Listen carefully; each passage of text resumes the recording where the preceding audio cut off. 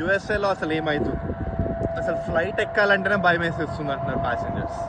మొన్నేమో Washington డీసీలో John ఎండింగ్లో పొటోమాక్ river పైనే 67 people చనిపోయారు ఫ్లైట్ హెలికాప్టర్ క్రాషింగ్. మనం చూస్తూనే ఉంటాం, రోడ్ మీద యాక్సిడెంట్స్ అవుతూ ఉంటాయి, గాల్లో యాక్సిడెంట్స్. ఇది disaster in the USA history అంటున్నారు. FAA పైన ఎంతో స్క్రూటినీ నడవబోతుంది ఇప్పుడు. అదే కాకుండా అదైనా 2 డేస్లోనే ఫిలాడెల్ఫియాలో ఒక ఫ్లైట్ మాల్కి గుద్దేసి 7 పీపుల్కి ఇంజురీ అయిపోయింది.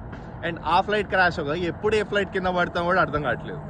అండ్ నిన్న థర్స్డే రోజు ఆఫ్టర్నూన్ అలాస్కాలో ఒక ప్రైవేట్ జెట్ బేరింగ్ 445 అక్కడ దాన్ని పీపుల్ 10 ఒక ప్రైవేట్ జెట్ లా 10 పీపుల్ వెళ్తున్నారు. అందులో వెళ్తూ ఉండగా నోమ్ అనే ఒక లొకేషన్లో which is in like north western Alaska, అక్కడ పీపుల్ ఆ ఫ్లైట్ మాయమైపోయింది, ఏదో మేనిఫెస్ట్ సిరీస్ లాగా.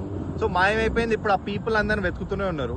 ఈ ఫ్లైట్ చాలా సర్టిఫైడ్, వెళ్లే ముందు అన్ని కండిషన్స్ చెక్ చేసామని చెప్పి అక్కడ లోకల్ వాళ్ళు చెప్తున్నారు. ఆ టైం జోన్లో ఈవినింగ్ 4 PM ఇది అయింది.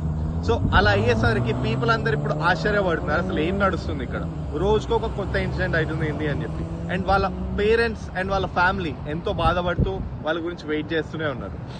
ఇదంతా ఒక ఎత్తు అయితే ఇప్పుడు యుఎస్ఏ ఎయిర్ అథారిటీ పైన స్క్రూటీ పడబోతుంది.